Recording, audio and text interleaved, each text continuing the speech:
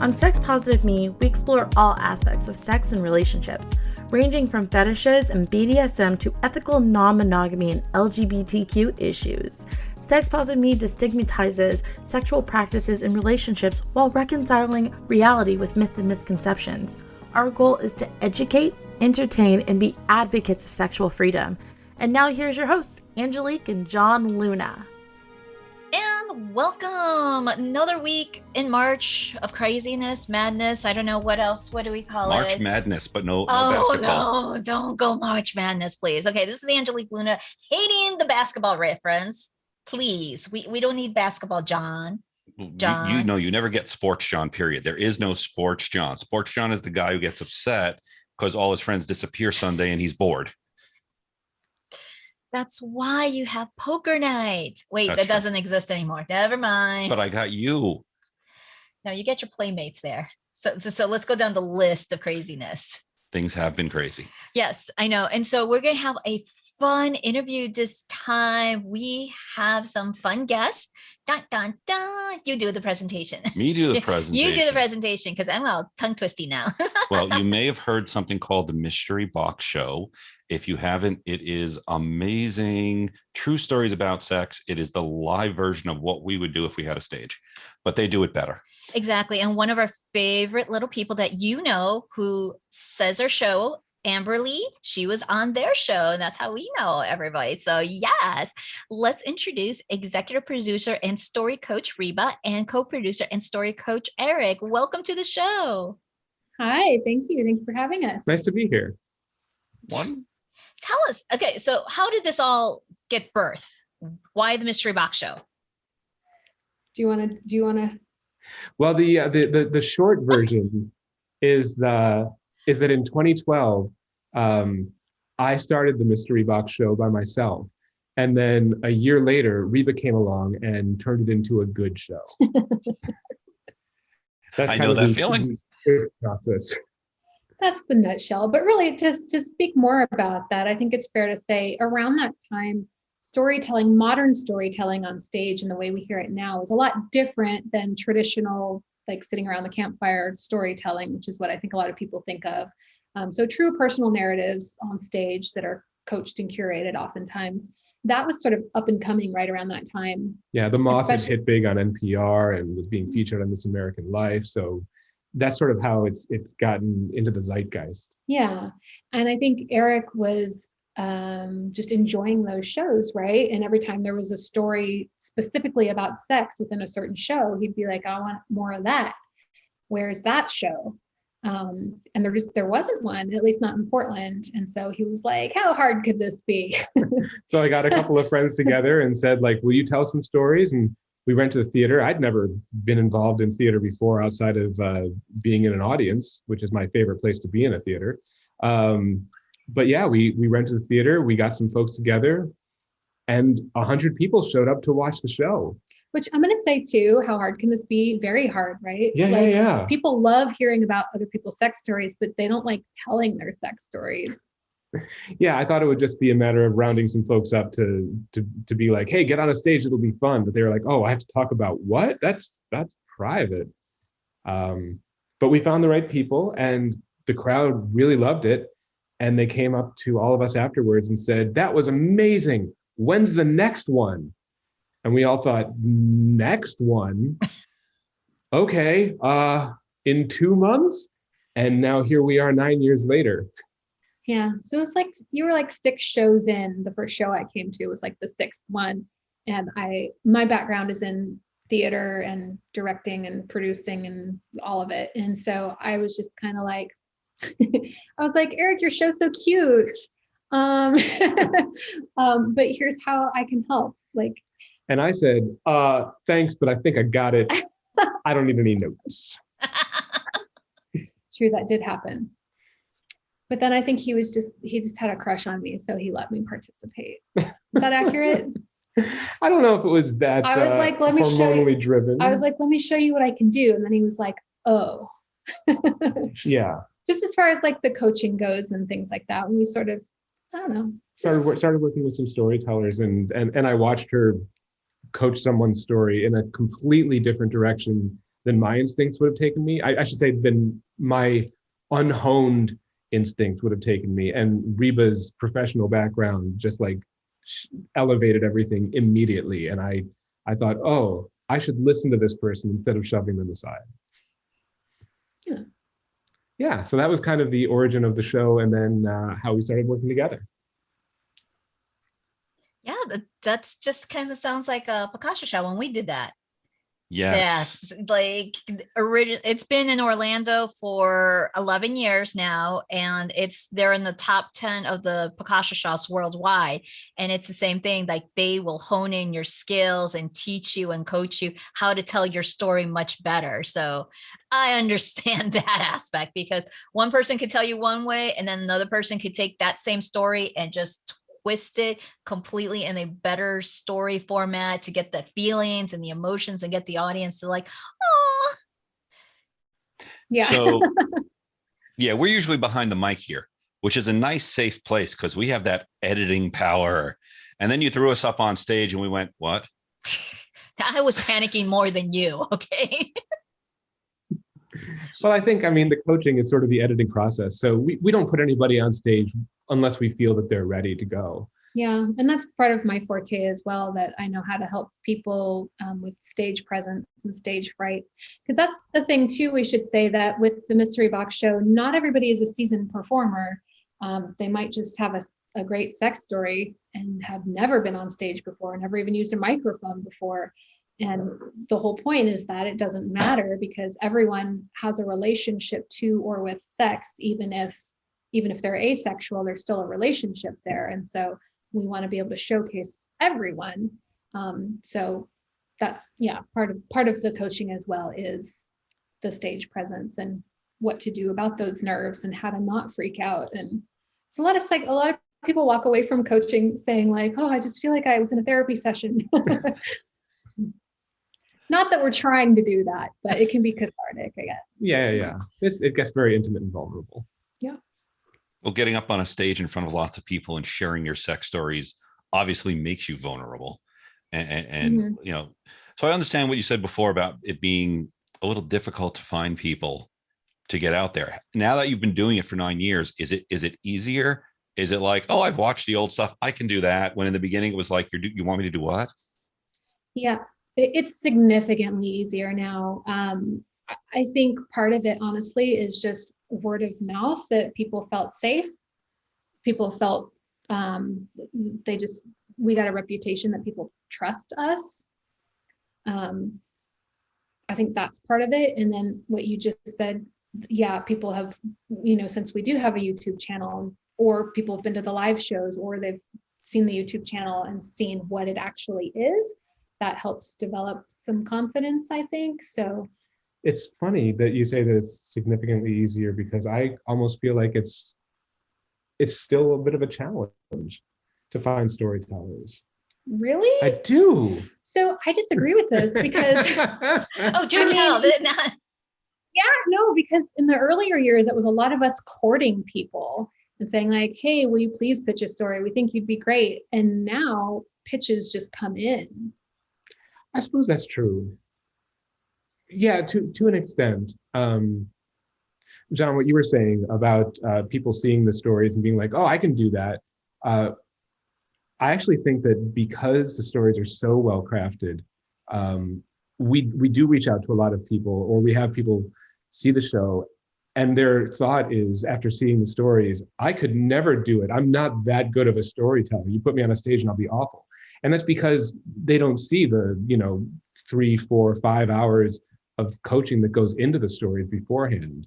They don't see the raw material. They see the final product. It's like watching your favorite movie and thinking you could never write a movie because you'll never be that good. Well, that writer started off somewhere as well, but you don't see that. You see the final product. So I think that's what makes it intimidating for a lot of people. But yeah. I think you just forget how hard it used to be. I might. No, I could totally relate. Yeah, when we first started the podcast 5 years ago, it was trying to like find people, trust us, get your stories here so we could share them, to let other people know that, whatever you desire sexually, there's at least someone else out there like you, just one person, just to do that. And then, now, like in the last 2 years, it's like I have to go through and see, okay, who qualifies, who meets my goal and mission in my podcast, because now they're just coming out. It's like, oh, we want to be on our podcast, want to be I'm like, I gotta see if you fit what our mission statement, it's not everyone could do it. And when I first started for season 1, that was Wild Wild West. So it was anybody. And that's how we met Amberly. Actually, she reached out, and she was going through all these podcasters who kept Sep know. And I'm like, sure, shits and giggles. Let's see what happens. And we've been friends ever since. Yeah, she's great. Yeah, love Amberly. Amberly was a dear to work with. Absolutely.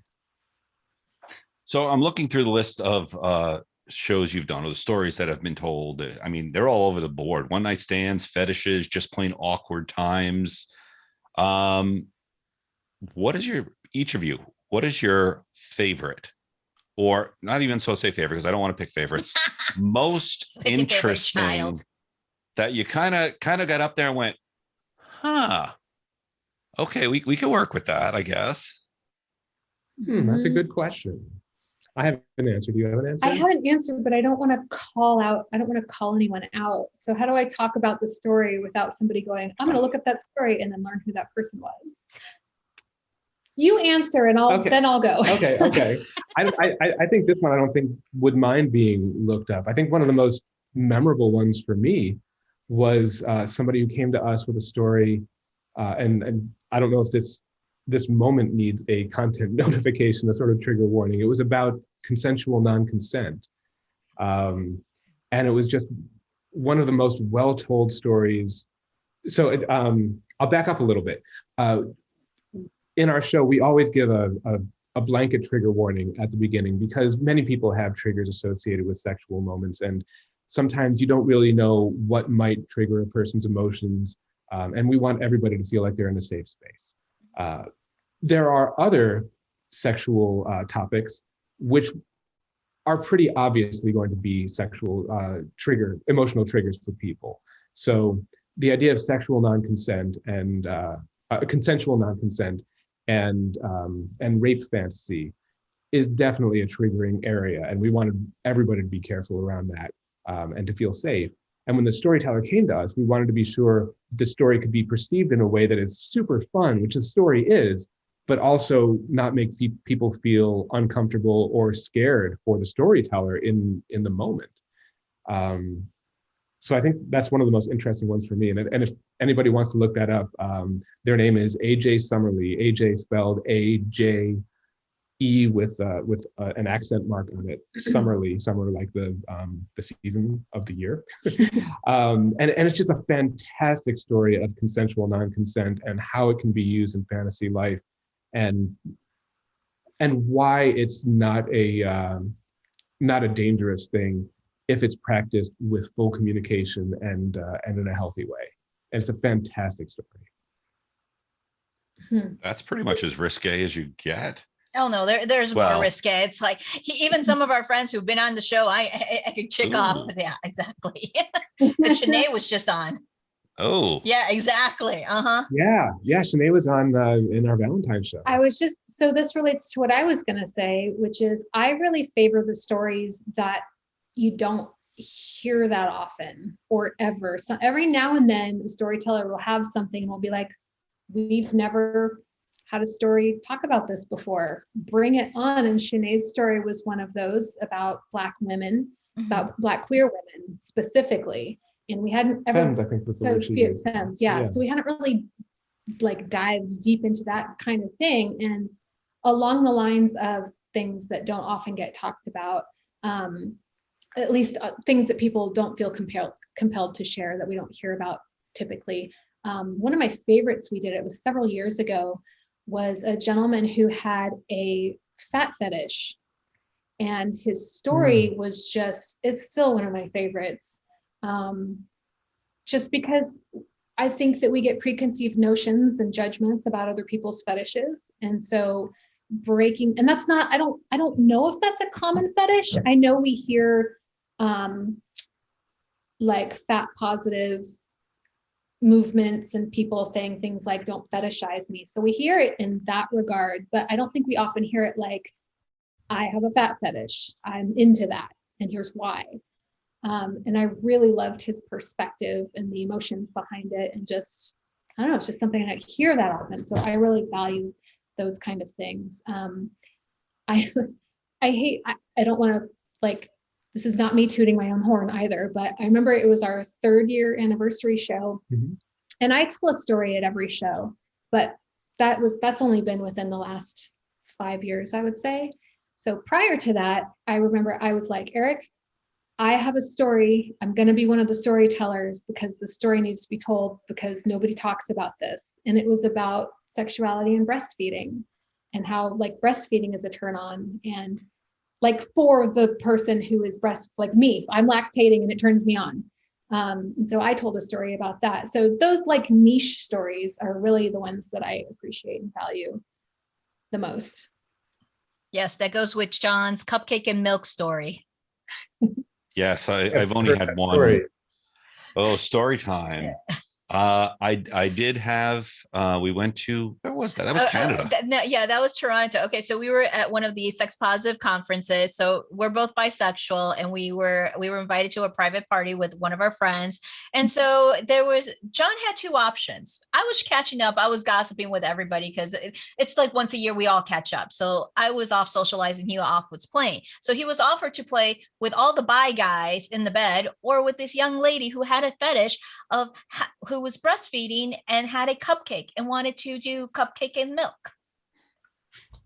And I will say, I have never in my life even thought of splashing. Again, not yucking on anyone's yum, but it never once attracted me. Never came across your mind. Until I'm in the middle of it, looking around and realizing there's cupcake in a 360 blast zone around me because it got smashed on my face. And then I got hosed down basically. And I'm like, I remember at one point I looked over at you, I said, new fetish. But the nice thing about that and hearing these stories, I find out is like that experience, people will either not know they have a fetish, not know it excites them, or they push it down so deep because they think it's something that no one will ever accept me for, or no one would ever want to do this with me.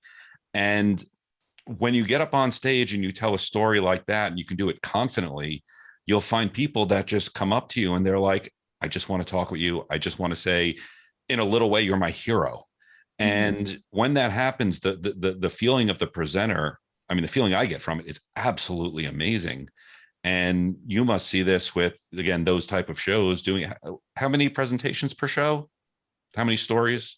Typically 5 stories per show. Yeah, so there's been a couple hundred over the past few years. And I think those stories are the most satisfying, though, from the audience. You see that over and over, people coming up to storytellers and saying that. Mm-hmm. Yeah, just normalizing it. And I think really destigmatizing and normalizing. We used to say we never had like a mission statement or a purpose. Eric was like, we're just here for entertainment. And I'm like, no. I mean, yes. But also, I do think people are getting something out of it. And the reason it's so, like the reason I'm driven to keep producing this is because it is normal to me. And I think we've talked about this a lot. I grew up in a military family, and a lot of my formative years were in Germany, where it's just like sex everywhere all the time, nudity everywhere all the time, which ain't no thing. Have some beer and sit next to titties at dinner, like nobody cares. And so to me, it's all just kind of normal. It always has been. And so it's, I think, a little easier for me anyway, to just present with confidence and be like, and here are these people's stories that are completely normal. And here is this person's story that's completely normal. And, you know, so anyway, that's kind of the point now, is like destigmatize and normalize. Yeah. I do feel the need to defend myself a little bit when you say that. No, but you're totally right. Like that, for me, it always was, you know, I just want to do an entertaining show. I don't want to have a mission. But I think at the core of that is, I don't think we ever wanted the show to feel like it was too self-important. Like we were saying, listen, we're trying to change the world, even though I think on our Instagram, it's like, we're changing the world one sex story at a time. That's not actually the mission. I think that feels very self-important. And this is something that we find with our storytellers a lot. It's one of the tips that we give is a lot of times storytellers will feel that they're up on stage sharing themselves, but also that they're doing it for the purpose of the audience to open themselves up. And they'll go into what we call lecture mode. And they'll say, you know, like, and so I found that, you know, I opened up my kinky desires, and I think all of you should open yourselves up to exploring. And there's almost nothing that'll make an audience tense up quicker and say like, no, don't tell me what to do. Who are you? But if the storyteller sort of keeps it in themselves with what Reba calls I statements and say, you know, this is what I found when I did this, thank you. Then the audience will lean forward and go like, oh, I wonder if that would be true for me too. Yeah. And so I think that's why I never wanted us to go towards self-importance and be like we're lecturing anybody. Yeah, you just don't want to be agenda driven. Yeah. Yeah, and neither do I, for the record. Yeah. Well, no, you do have an agenda. You're entertaining people. That is your agenda. Right. There you go. Yeah. But there's definitely something to be said for having fun with it. I know I do this because I still enjoy it. Again, the stories coming back and getting on the couch with my wife and doing this on a regular basis. It's not something to where I go, oh, damn, that's what I have to do on Wednesday night. It's who are we talking to today? Because I know it's going to be fun. It's always interesting because we learn so much from even all the people that we have interviewed from, and it's entertaining. And, you know, we're still inquisitive of like, okay, so how is this going to make the world better for sex? You know, what is it? You know, what's the benefits out of this? So yeah, I mean, we have too much fun with it, but everyone also likes to see the chaos between the Virgo and Libra. So. Well, we've got two Aries here, so I don't know. Yeah, we're 10 days apart. It works. I think so. It works out most of the time. Yeah, sorry, I can't go into what your sun, moon, rising, and all that. I'm like, not good. I We do butt heads, though, don't we? Yeah, we do. We are both stubborn and we butt heads, so there it is. Yeah. Well, okay, so you said 100 people showed up to your first show, and we're just discounting that whole COVID thing. How has it grown over the years? Discounting COVID. Yes. Yeah, the first show was in a theater that held 100 people. And it dwindled a little bit after that, to be honest. Like, I think like anything does, you know, if you have a band and you invite all your friends out to see your band play, they'll all come out to see your first show. How many are going to come to see the second one? True. But there were some return people, and then word of mouth got around, and then that was around the time Reba got involved. Yeah, no, when I got involved, we had a waiting list. I remember. So it was selling out at 100. And then you said, let's go to a different theater. Yeah, that's when I came aboard and I was like, we got to go to a bigger theater. Like, this is a missed opportunity here. Like, we have a waiting list. Come on. So then we went to a bigger theater that accommodated 230. I think so. And then we were there for a year and a half and then moved up to a 400-seat theater. 400-seat theater. And that's where we've been for the last several years at the 400-seat theater. Yeah. Should give a shout out to the Alberta Rose Theater. Yeah. They're also doing live streams of music these days. So if anybody wants to look up the Alberta Rose Theater, we love them. Yeah.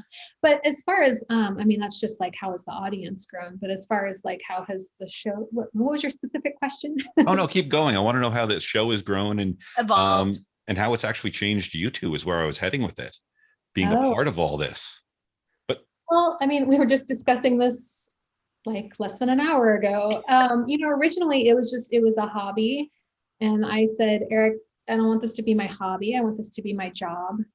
And he was like, yeah, I just don't see how that's going to happen. Like, I don't see how that's feasible or financially possible. And I was coming from the nonprofit world, so I kind of understood how to make it profitable. Just because that was my job. And so it changed in that aspect. I was like, no, we need sponsorships. We need better marketing strategies. We need to produce this better. We need social media. You know, we didn't have, we had like 170 people on Facebook. And at that point, no Instagram or no, you know what I mean? So we were like, here's what we need to do. And so it became my full-time job, which was cool. Things grew in that, well, originally Eric was the host exclusively, and then I was doing all the back end stuff and the coaching and all the things. But again, as Yeah. we talked about prior to recording this, it became, everyone was like, oh, Eric's show, Eric. And really I was like, hello. the bulk of the show really at that point had become Reba. Like the reason the show was what it was and is what it is Reba. But because I was the host and I was the front facing person, people would just assume, oh, you must be the mastermind. So what we started doing, because I do believe, I am a person who wants recognition, and I believe visibility for women is very important. At that point, since I had been procuring sponsors, I was like, what if we did sort of like a live commercial every show? And I do that, so I have some visibility. And that's what morphed into me telling stories, because I started then telling stories that would lead into the product or the company or whatever who had sponsored us. Which was awesome that I guess I had that many sexual experiences that I could like shoehorn into it. You know what I mean? And so that's how I started telling stories at every single show. But even, I don't know, eventually we were just like, let's co-host. Is that how it happened? I can't remember. I can't remember exactly when it happened, but I mean, it turns out to have been a natural fit that Reba and I just co-host the show together. Yeah, it feels symbiotic that way. Like we coach together too, in a really good way, in that like Eric tends to be like the structure person of a story, and I tend to be the more emotional person of it. And so we both bring that. Hey, don't look at me. Together. And I think that works. We're two different personalities on stage as well. That really works well together. Yeah. I'm like very grounded and he's like very jumpy. Silly. I'm a bit of a goofball. I mean, I'm hilarious, but I'm like very grounded while I'm hilarious. I think Reba is particularly referencing one particular show. Afterwards, somebody came up to me as I was walking around cleaning up the theater, and they said, oh, you are so funny. And I was like, oh, thank you so much. And then they looked at me dead in the eye and said, your wife is hilarious. So it was the best. I took that in stride. That's fine. It's accurate. I mean, other ways it evolved. We at one point we had a VIP section. We've always had it, not always. We adapted into a VIP section, which had sponsored toys and things like that. And when we moved to a different theater, I was like, we need something different. And the Alberta Rose has this big, beautiful green room that is just a natural party room. And the owners graciously allowed us to say like, yeah, any VIP ticket holder can go backstage and have like a VIP after party. And that became one of my favorite things because I love hosting. And so like, I would cater it back there, have like hors d'oeuvres and volunteers walking around as servers we had wine and food, and all the VIP guests got to talk to each other and to the storytellers, because the storytellers were back there too. And then eventually we had guests back there, like like rope tying demonstrations at the after party. Or one time we had the cowgirl, which is like it's like a Sibian, but it's like a modern Sibian. Right? I'm sure you know what a cowgirl is. It's a similar type of machine. So like we had a cowgirl back there that, not that people were getting on, but that they could turn on and see how it works and things like that. Or I don't know. Eventually the show just became a reason for Reba to throw a party, which is like what she does best. And then based on that, because people were like, that was so much fun. I loved getting a deeper insight, either from the storytellers or just having a conversation with somebody who was at the show. Like, what was your perspective? What was your perspective? Then we started hosting in our homes dinner parties. We call them the mystery box socials, after box social. I don't know if you know what that is, the Southern thing. But we could fit about 18 people in our dining room. We kind of transformed our house, and we have a projector and a movie screen. So because we film all the stories, we would invite two past storytellers. I would sort of just pick and choose two people, and tried to make it diverse. And then we would screen their stories. So people would buy tickets, and then I would cater the whole thing, and they would eat a meal with these storytellers, watch the stories, and then the conversation afterwards was just like, it goes everywhere. And all 18 people engaging all at once. Like I've rarely been a part of a conversation like that where everybody is involved and interested in contributing and contrasting one another and learning things from one another. I'd say that for myself, especially. And respectful. Yeah. That's always been the thing too. And I don't know if it's because it's like in our home, it feels different, like you have to behave. I don't know. But so those are things that have evolved over time. Just finding more ways to continue the conversation and ways to engage with people. Mm-hmm. Uh-oh, John's wheels are turning here. I'm already sold. I'm ready to get on a plane. When's the next one? We can franchise because that could work here in Orlando. Okay. I'm like franchise idea. I got a different one. Well, the idea of doing it with so many other sex stories around us. Again, we go to conferences. We've seen this. When we actually did our on stage one, we did it on bisexuality, being a bisexual open couple. But we were like coming after a financial analyst, and then after us was like, the environment and the snow caps are going, and Miami's going to be underwater in 10 years. So it was this really weird thing. And then afterwards, you get together and you all kind of sit and talk and stuff. And you were kind of sitting there going, that was weird. So that is something I'm always envious about, is the West Coast. And their, I guess what I've seen is a very sexual free environment as far as US goes, not compared to Germany. Mm-hmm. I think it's all relative. Well, I'd say where we are in Portland, definitely we're in our own little sex bubble for sure. Mm-hmm. What are we, like the stripper capital? What are we? the strip club capital of the United States. I think there's more strip clubs per capita is the statistic In Portland. that they say. Was in Portland the drive-through strippers? Yes. We had those during COVID times. Yeah. Yeah. Yeah, and that's not to say that strip clubs are the number one marker of the sex positivity of any community. No, but it's an example of. Yeah, and the more strip clubs there are, the more diversity you see in the strip clubs, and what a dancer is expected to be or not expected to be.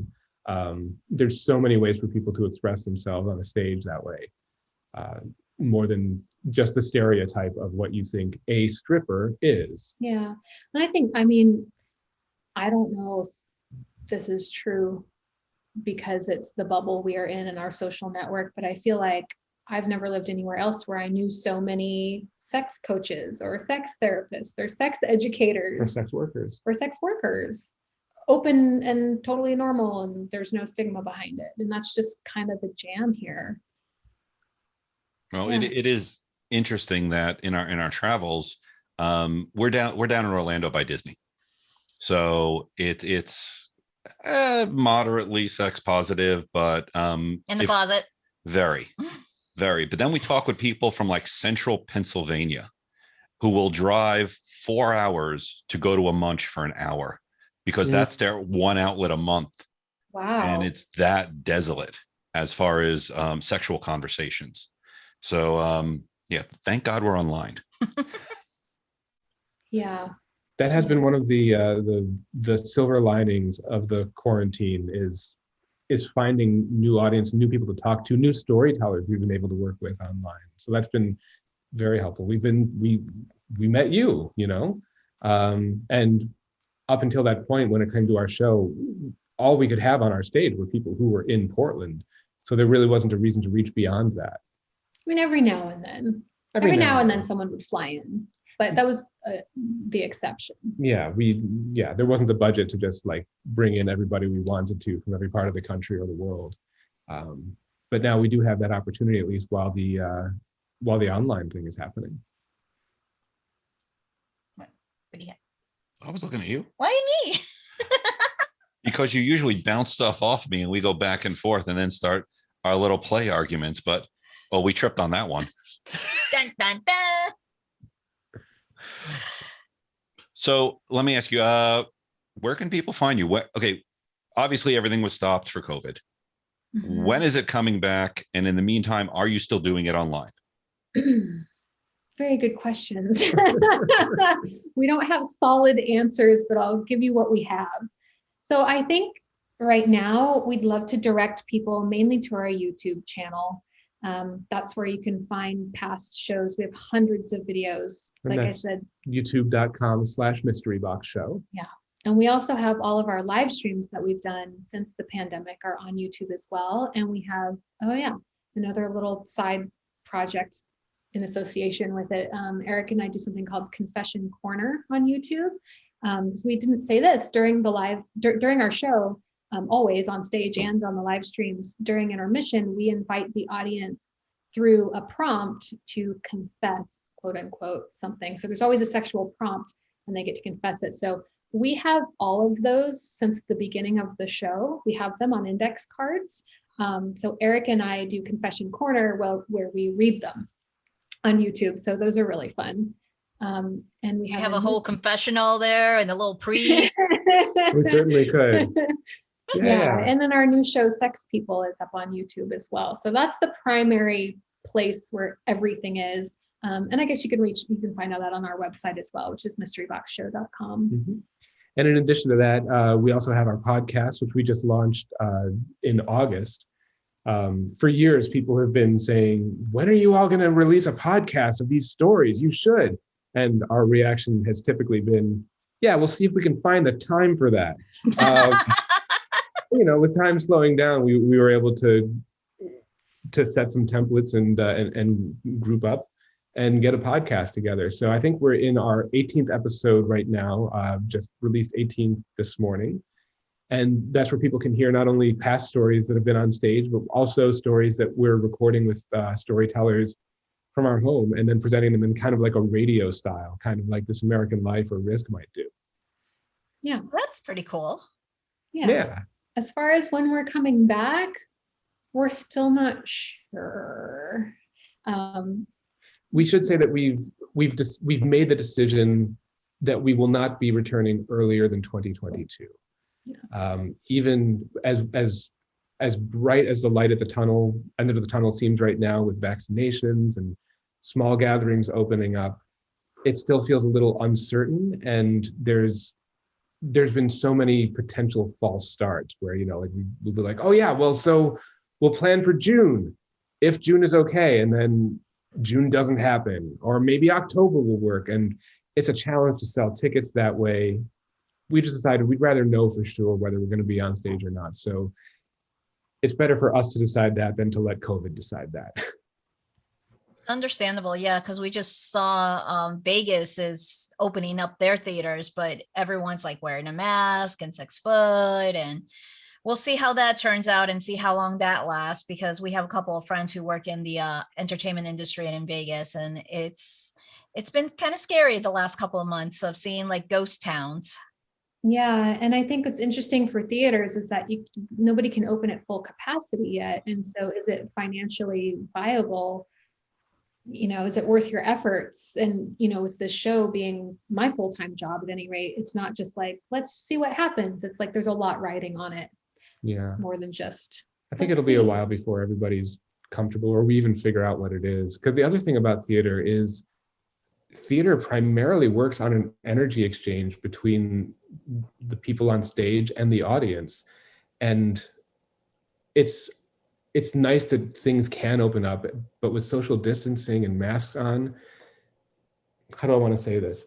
It feels like a lot of the good energy of theater comes from people being packed together. Like there's like a vibrational energy that everybody has when you're all packed together, going to witness a thing that doesn't exist as much if you're separated apart from one another. Yeah, you're still all in the same room experiencing a live event, but somehow that energy it isn't as palpable.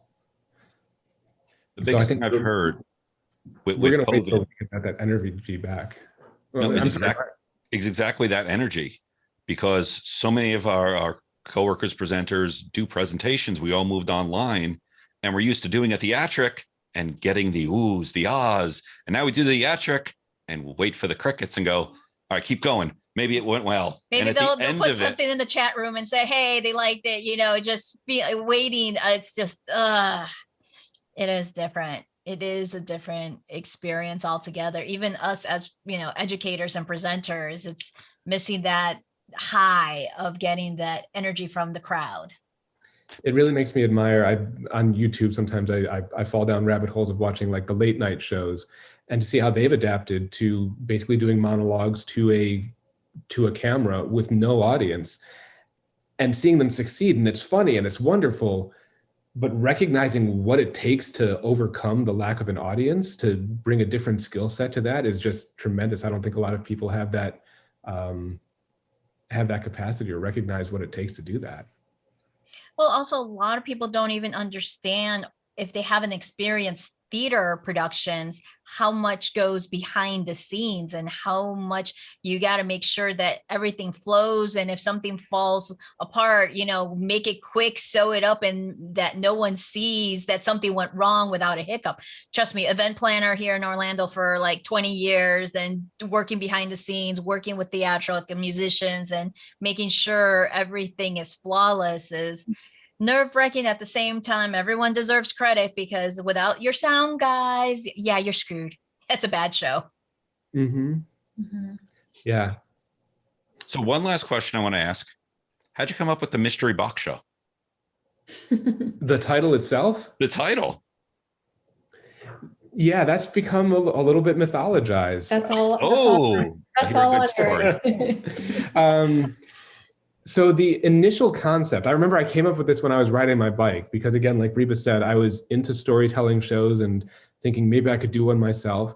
And then I had this idea that maybe the hook would be that every storyteller could bring on stage with them a sexual object that has a story attached to it, and that they could tell the story attached to that object. And then I thought that object could be stored on stage in a box, in a literal box that they would open, and the audience would never know what's going to come out of the mystery box. And it's the Mystery Box Show. The star of the show is the box, and who knows what kind of story is going to be in there with what object. And so for the first show, we got 5 storytellers together, 3 of whom had an object, and 2 of whom were like, I just have a story.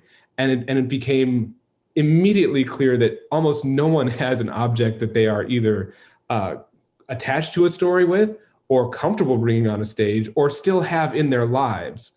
So we called it the Mystery Box Show for the first show. And then by the second show, nobody had any objects, but the name was still there. I love it. So it's just, it's hung on, even though the concept has evaporated. Yeah, a lot of people think it's an innuendo, but it's not. Yeah.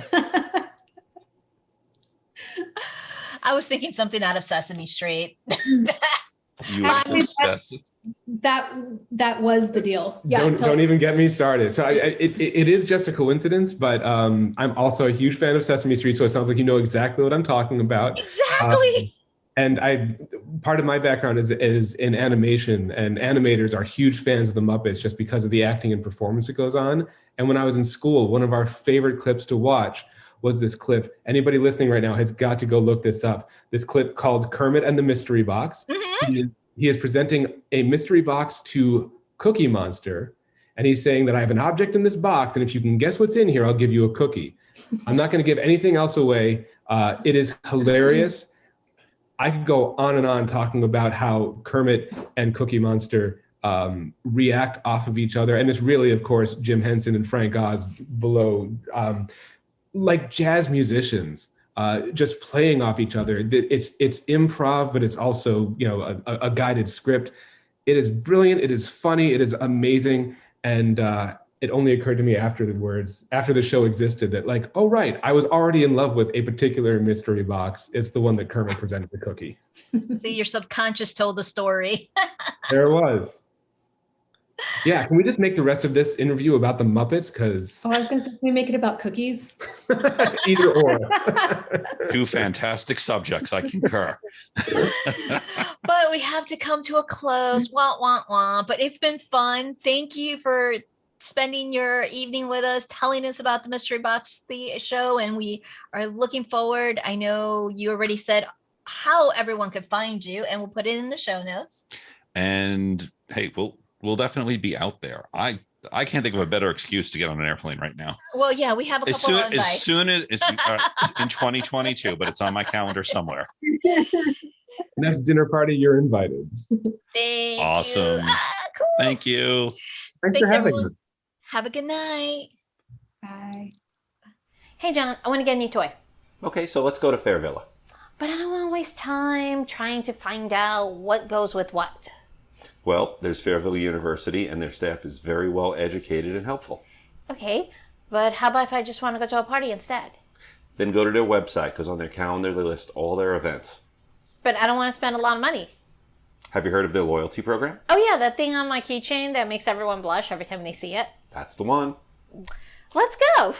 Well, they have over 5 locations in Central Florida. Which one do you want to go to? Fairville. For pleasure, fun, and fantasy. Thank you for listening to Sex Positive Me. If you like our content, please like, subscribe, and review us. You can find us on social media platforms at Sex Positive Me or on our website at sexpositiveme.com. You can also reach me on all social media platforms as Miss Angelique Luna. And you can find me at John C. Luna. And if you liked content like this and want some more, please subscribe to our monthly newsletter. And thanks for listening. Goodbye. Goodbye.